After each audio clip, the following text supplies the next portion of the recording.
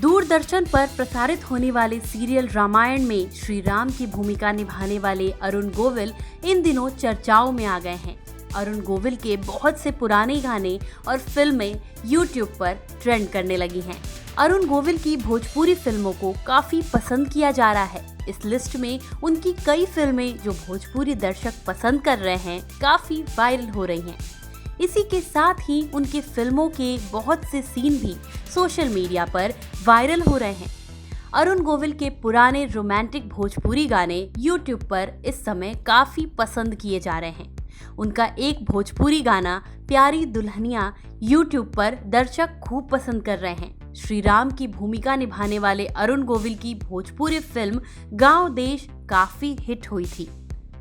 अरुण गोविल के गाने और फिल्में अचानक ही YouTube पर टॉप ट्रेंड कर रहे हैं। उनकी भोजपुरी फिल्म देवर भाभी भी इस समय YouTube पर वायरल हो रही हैं।